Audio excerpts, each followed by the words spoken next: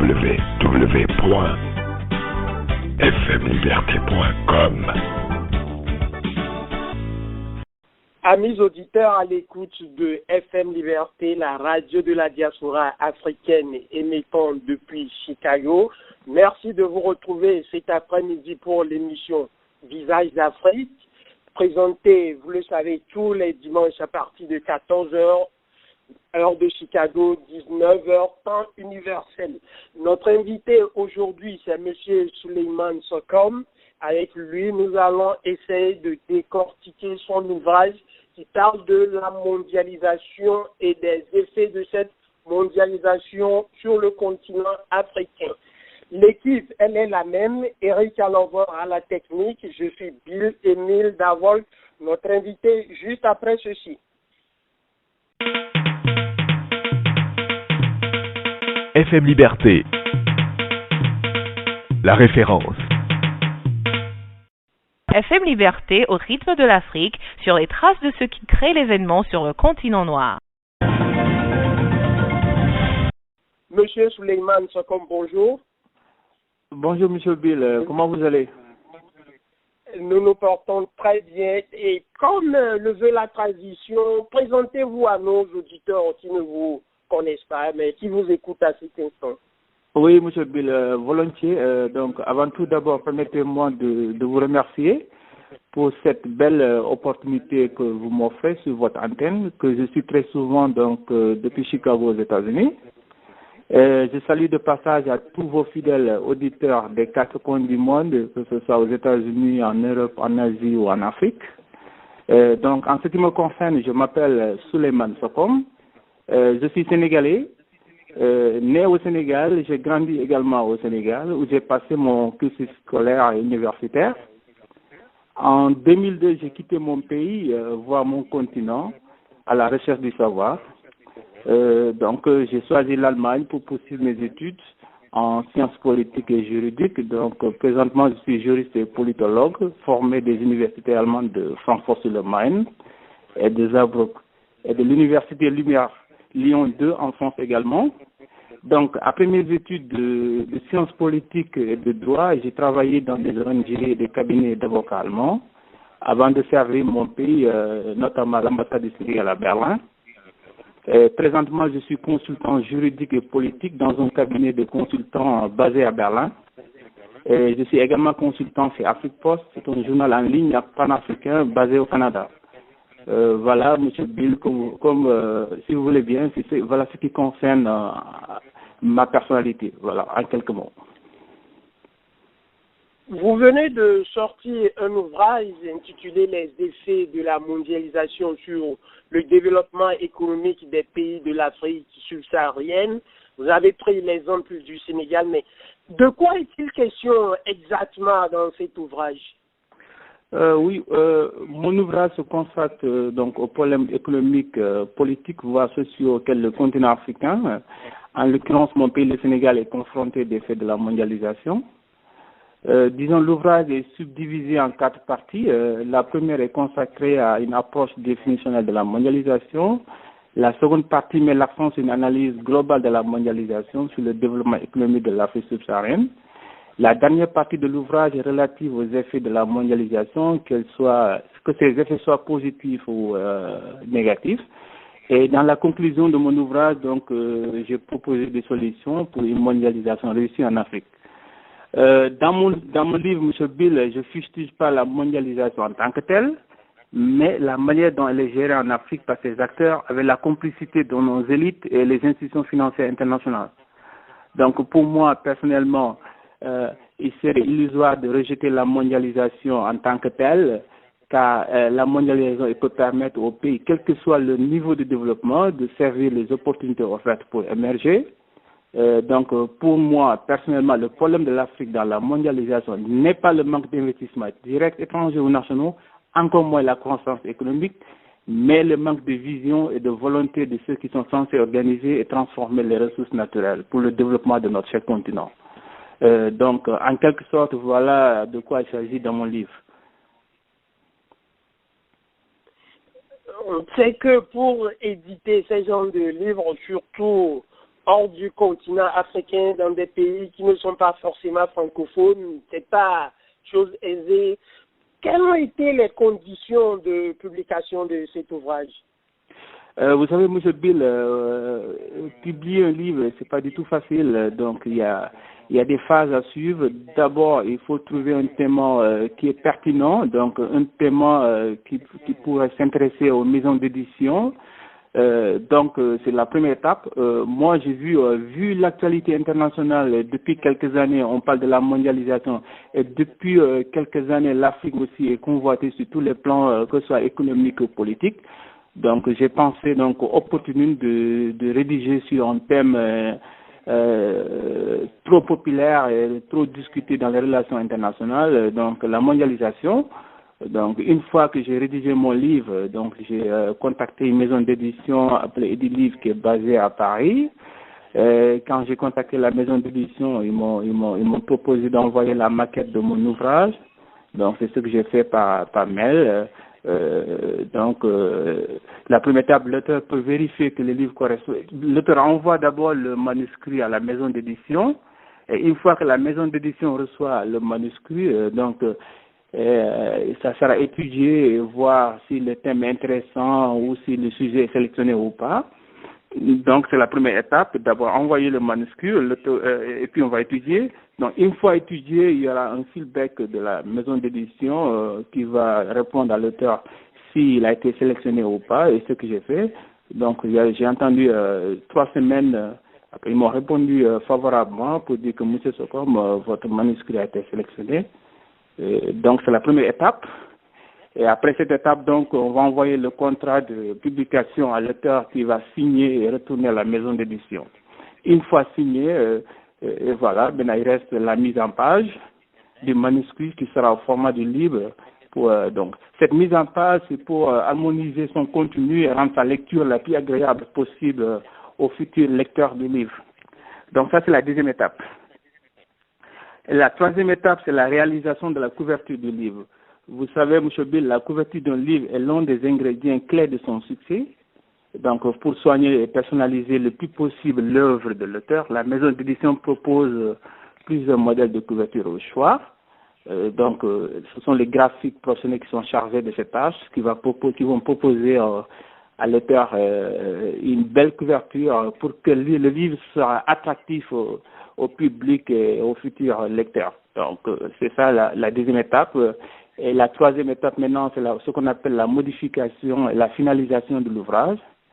Donc, la maison d'édition envoie la maquette de l'ouvrage à l'auteur par mail. L'auteur peut vérifier que le livre correspond bien à ses attentes et préciser si besoin les modifications qu'il souhaiterait y apporter. Donc, si le livre est alors finalisé, il ne reste plus qu'à être édité au format papier et numérique souhaité par l'auditeur. Donc, la dernière étape maintenant, c'est ce qu'on appelle le dépôt légal. Donc, conformément à la législation des différents pays, que ce soit en Allemagne, en France ou en Afrique, donc il y a ce qu'on appelle le numéro ISBN attribué au livre, que ça sera enregistré pour ce qu'on appelle le copyright. Donc, c'est pour protéger donc en fait l'auteur pour qu'il n'y ait pas de copiage ou que les gens n'écrivent pas donc pour réclamer que c'est le livre. Donc, ce qu'on appelle le ISBN. Donc, une fois que cette étape est passée, le livre sera officiellement publié et pourra être distribué donc partout dans le monde. Voilà comment ça se passe. Tout un parcours du combattant. Monsieur Souleymane Sokom, quelles sont vos motivations? Qu'est-ce qui vous a poussé à rédiger cet ouvrage sur la mondialisation? Donc, ma motivation, c'est très simple. Comme je vous ai dit, donc, l'une des principales motivations de ma recherche, je suis d'abord par la volonté d'éclairer l'opinion publique, que ce soit nationale ou internationale, sur les raisons pour lesquelles, si vous voyez, l'Afrique est riche en ressources naturelles, l'Afrique aussi est convoitée au niveau international depuis des années, mais notre cher continent reste toujours dans une situation désolante. Donc, il y a plus de preuves qu'en 1960, date de l'indépendance de la plupart des États africains. L'Afrique est confrontée aussi à des problèmes qui interpellent tout Africain. Donc, en tant que jeune Africain, je n'avais pas droit au mutisme. Alors, il fallait prendre la plume pour dénoncer l'injustice que subit l'Afrique. Et on fait sensibiliser l'opinion publique ainsi que les générations présentes et futures. de ce qui se passe en Afrique et comment faire pour sortir l'Afrique de l'impasse et du sous-développement. Donc, mon principal message véhiculé dans mon livre est donc un message de prise de conscience et d'espoir. Prise de conscience quand il est temps que l'Afrique se réveille, espoir quand le continent a de l'avenir, si on se met au travail, dès à présent. Donc, si je m'étais de me paraphraser lors de mes interviews sur Afrique Post, donc moi personnellement, de mon point de vue personnel et indépendamment de la religion, l'avenir n'est pas ce qui arrive, mais c'est ce que nous faisons présentement. Comme pour dire, c'est en forgeant qu'on devient forgeron. Donc, pour cette cause, on doit se mettre au travail et pour cela, l'Afrique a besoin de citoyens courageux, disciplinés, travailleurs et indépendants intellectuellement pour son indépendance. Voilà, donc mon message que je lance, le message que je lance dans mon livre, s'adresse à la classe politique, aux jeunes intellectuels africains pour qu'ils ouvrent les yeux pour une Afrique prospère. Voilà. Il faut que l'Afrique, il faut que les Africains ouvrent les yeux pour ne pas subir l'effet de la mondialisation. Si vous venez de nous rejoindre sur les www.fmliberté.com ou sur le 312 348 51 59, sachez que vous êtes à l'heure de l'émission Visage d'Afrique qui est présentée par Bill Emile Davolk. Notre invité aujourd'hui, c'est M. Souleymane Sokom. Il est politologue, écrivain et il vient de sortir un ouvrage intitulé « Les effets de la mondialisation sur le développement économique des pays de l'Afrique ». Pour entrer donc dans le vif du sujet, M. Souleymane Sokom, est-ce que tout d'abord la mondialisation a un effet plus bénéfique ou bien nocif pour le continent africain? Oui, M. Bill, vous savez, la mondialisation, c'est un concept qui fait peur à beaucoup de gens dans ce monde. Donc, on a tendance à accuser la mondialisation, on a tendance à dire que la mondialisation a des effets négatifs. Donc, moi, je pense personnellement, comme je viens de souligner un peu plus haut, donc pour moi, la mondialisation n'est pas la cause du sous-développement de l'Afrique. Donc, si on se voit, je me justifie d'abord. La mondialisation sourit bien au continent car elle existe bien en Afrique. Donc la preuve, certains pays sont prêts à exploiter les bénéfices possibles de la libération de l'économie mondiale. On note également des taux de croissance économique extrêmement forts.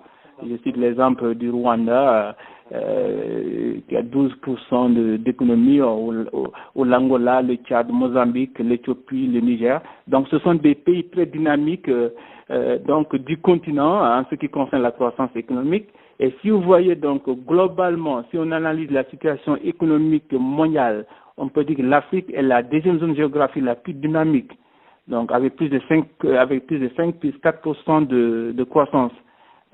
Donc à titre d'exemple, derrière l'Asie émergente qui enregistre 6%, tandis que la zone euro, que ce soit l'Allemagne, la France ou l'Angleterre, donc ce sont des pays qui n'enregistrent même pas plus de 1% de croissance économique. Donc, si vous voyez, donc l'Afrique est en pleine croissance.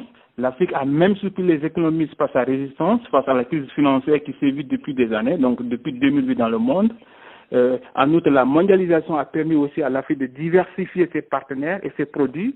On aide également de nouveaux acteurs de coopération parce qu'avant, il y avait que les pays de l'Europe centrale comme la France, l'Allemagne, l'Angleterre. Mais de nos jours, grâce à la mondialisation, on note de nouveaux acteurs de coopération comme la Chine, l'Inde, le Japon, la Russie, la Turquie et les pays de l'Amérique latine qui interviennent sur le continent africain. De nos jours, on a plus de 10 000 multinationales qui opèrent en Afrique, un peu partout, surtout la présence effective de la Chine. Donc la participation de l'Afrique à l'économie mondiale a ainsi fortement augmenté ces dernières années, aussi bien du point de vue du PIB des pays africains, de les exportations respectives, que des investissements directs étrangers reçus. Même si l'Afrique cherche toujours à mieux s'intégrer dans l'économie mondiale, donc le continent africain est la seule région du monde dont la croissance économique s'accélère au lieu de régresser comme partout ailleurs. Donc voilà pourquoi moi je dis que donc si je crois à ces chiffres économiques, que ça vient de la Banque mondiale ou les différents instituts économiques, on peut dire que l'Afrique est bien mondialisée. Par contre, il y a des facteurs qui freinent au développement du continent. Ces facteurs sont endogènes et exogènes. Donc, il faut chercher les causes au niveau de l'Afrique et en dehors de l'Afrique avec la complicité des acteurs de la mondialisation. Voilà. Justement, certains pensent plutôt que l'émergence de l'Afrique dépendra des institutions de Bretton Woods, notamment la Banque mondiale et le Fonds monétaire international qui ont un réel impact sur l'économie du continent. Est-ce qu'il est temps pour les Africains de se débarrasser du FMI de la Banque mondiale pour réellement se concentrer sur leur propre modèle économique? Vous savez, moi, je ne crois pas à ces institutions que vous citez, que ce soit la Banque mondiale, le Fonds monétaire international ou d'autres institutions financières ou économiques. Donc, pour moi, la solution pour l'émergence de l'Afrique, ça dépend des Africains. Donc, ça veut dire quoi? Il faut croire et d'avoir confiance en nous-mêmes. Donc, personne ne développera le continent à notre place. Il faut que ça soit, donc, il faut que cela soit très clair dans nos esprits. L'Afrique doit penser à son développement en le voulant et en le mettant en œuvre. Donc, pour moi, M. Bill, le développement d'un pays ne se négocie pas du tout. Il se pense, il se veut et il se met en œuvre. Donc, il se dit aussi. Donc, les institutions internationales, ni les organisations internationales financières que vous venez de citer, la Banque mondiale ou les FMI, encore moins les sommets que soi-disant sommet Afrique-France ou Afrique-Union européenne ou Afrique-États-Unis, Afrique-Chine, donc, ou avec leur aide de développement, ne feront pas avancer l'Afrique. Donc, sans la volonté politique de nos gouvernements, donc, il faut que nos gouvernements aient la responsabilité, donc, pour avancer nos pays, tout en ayant une souveraineté nationale des États africains, sans dépendre d'aucun pays, sans dépendre d'aucune institution financière. Donc, pour cela, nous devons nous mettre au travail. Comme je viens de dire avant, nous devons nous mettre au travail, nous devons faire en sorte que nos dires, nos discours, ainsi que nos mentalités soient en parfaite harmonie avec nos actes pour une Afrique prospère. Donc, voilà. Donc, l'émergence de l'Afrique dépend de nous-mêmes. Elle peut venir nulle part ailleurs. Mais on ne peut pas parler d'émergence économique sans une monnaie forte. Aujourd'hui, le constat sur le continent africain est que le franc CFA, qu'on cite souvent comme monnaie coloniale, est toujours dominante. Il n'y a pas de monnaie africaine. Comment peut-on développer le continent dans ces conditions? Oui, mais c'est pourquoi je vous ai dit, donc, pour développer une nation, dans la souveraineté nationale d'un État est très importante. Donc, alors si vous voyez, nous ne sommes pas des États indépendants, nous sommes pris en otage, que ce soit sur le plan économique, monétaire, politique ou social, on n'est pas indépendant. Et comment voulez-vous émerger un État si l'État même n'est pas indépendant, n'est pas libre? Donc, nous, nos États ne peuvent pas se décider seuls.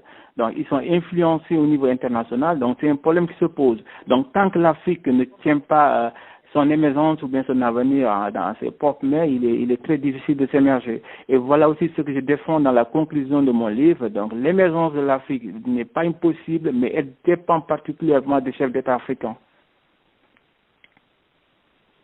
Malheureusement, on assiste sur le continent noir à la mauvaise gouvernance, les ressources minières sont pillées par les dirigeants. Il n'y a pas cette transparence, cette volonté de mettre les richesses du pays au profit de la population. Est-ce qu'il est temps qu'on se focalise plutôt sur la bonne gouvernance que sur les paradigmes de relations internationales, à savoir une dépendance vis-à-vis de l'étranger?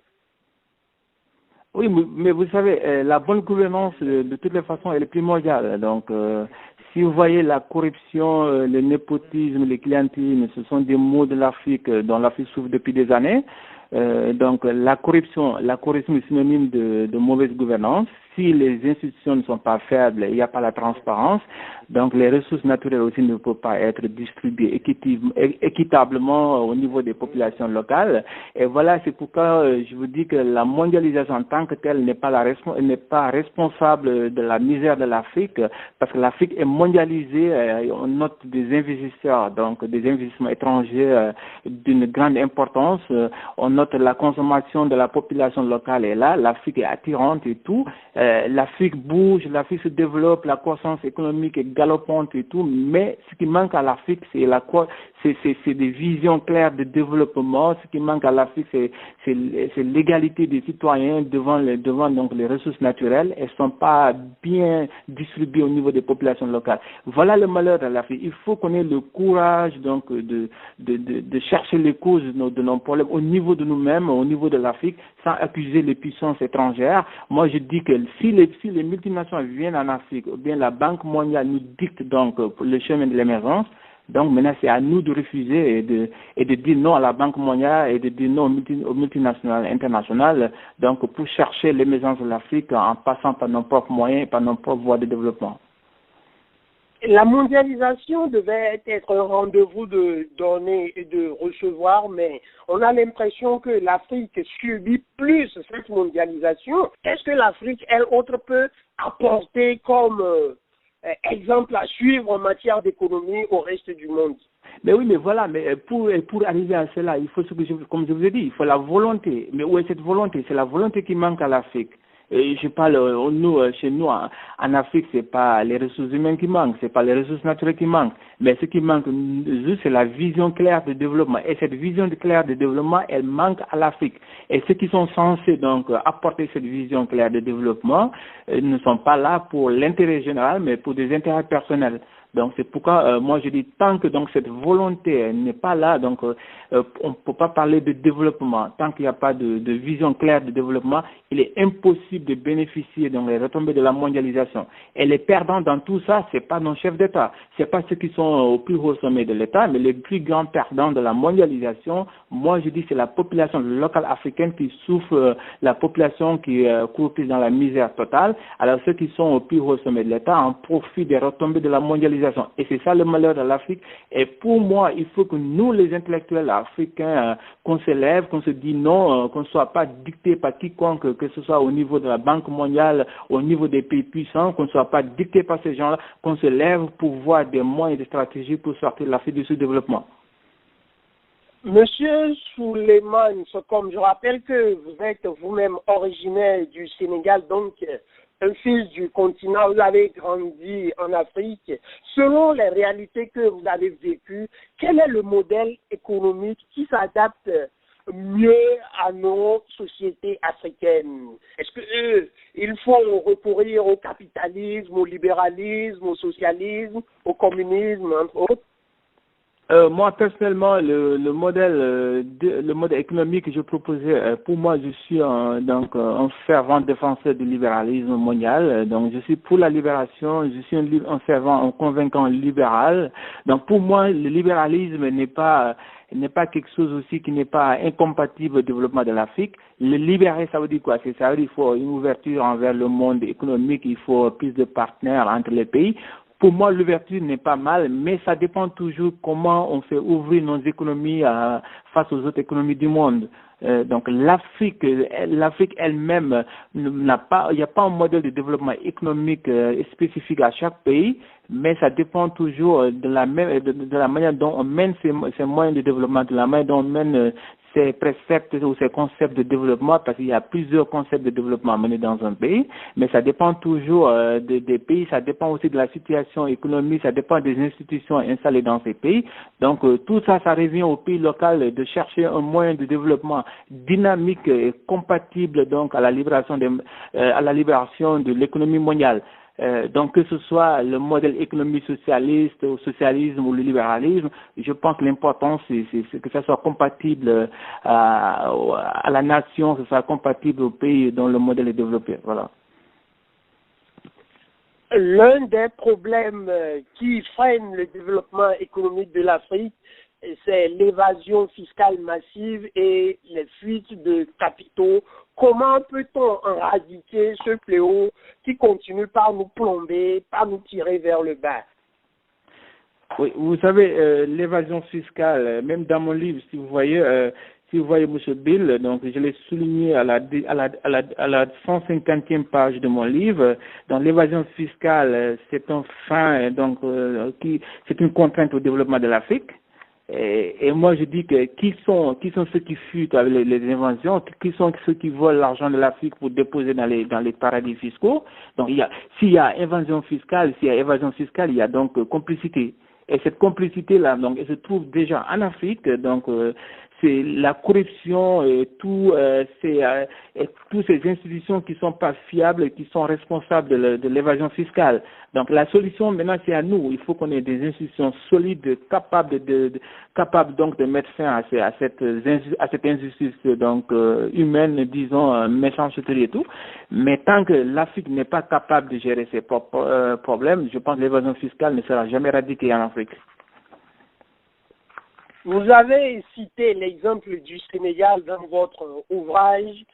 Est-ce que vous êtes satisfait de l'approche économique du président Macky Sall qui a fait du développement de l'émergence du Sénégal son cheval de bataille?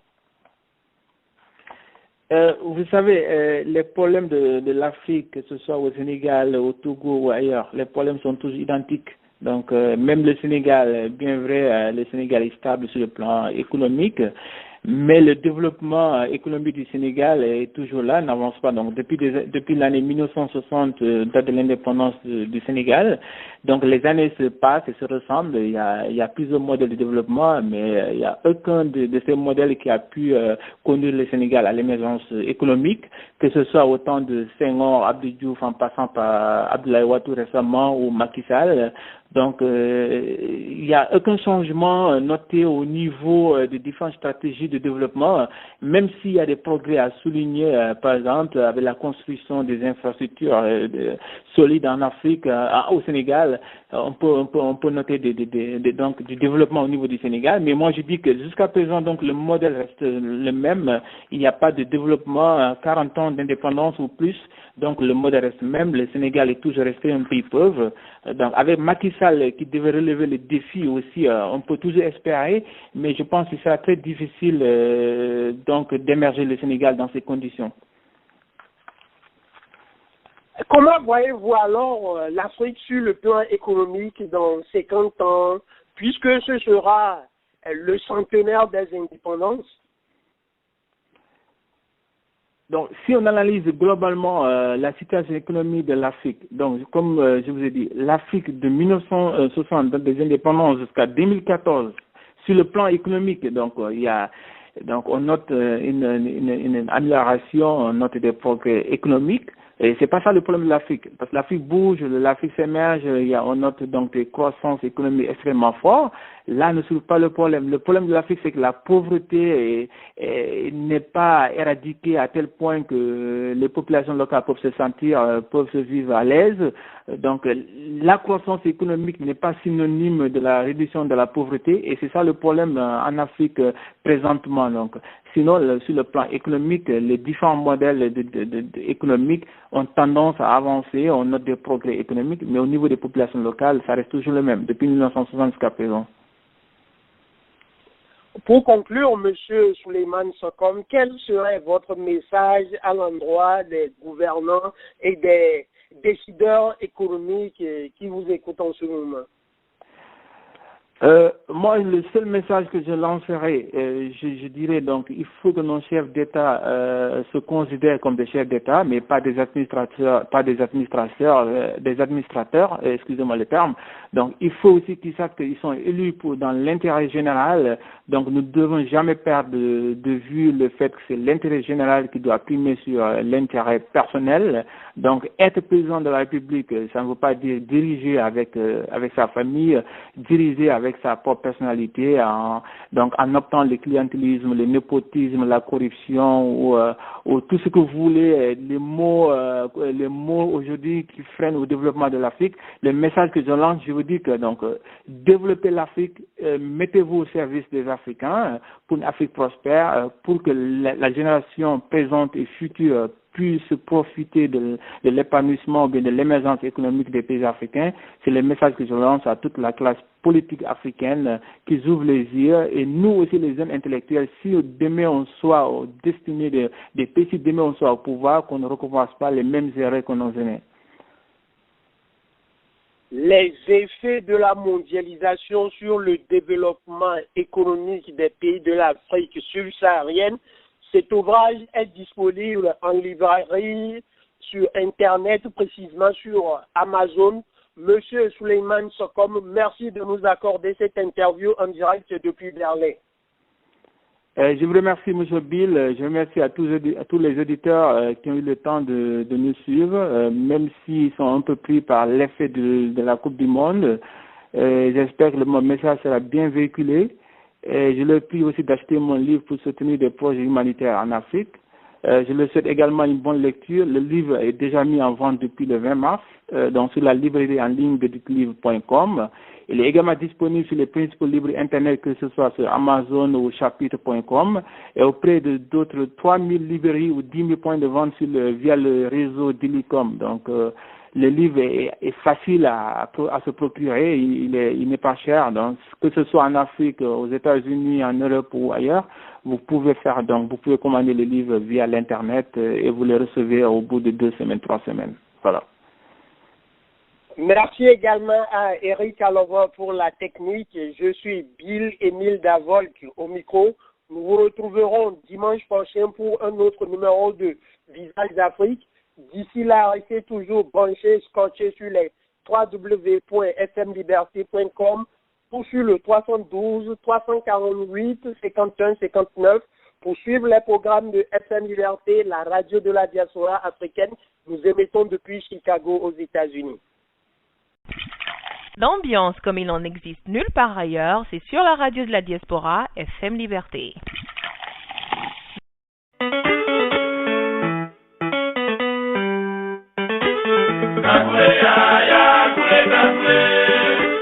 FM Liberté est maintenant disponible sur n'importe quel téléphone. Radio FM Liberté a le plaisir de vous annoncer qu'elle est maintenant recevable via vos téléphones portables ou fixes.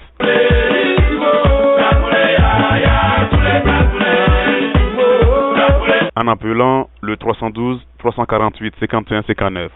À partir de vos téléphones portables ou fixes, vous pouvez alors nous écouter en direct et sur vos émissions favorites sur la radio de la diaspora africaine.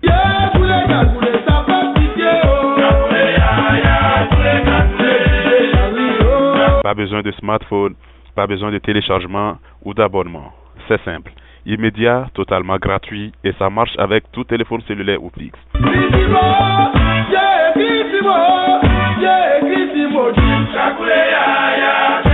Un seul numéro, composez le 312 348 51 59 312 348 5159.